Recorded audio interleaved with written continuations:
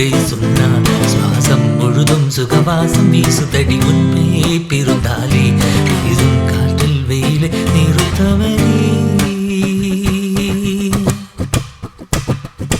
Telephone மணி போல சிரிப்பவள் இவளா, Melbourne மலை போல் மெல்லிய மகளா.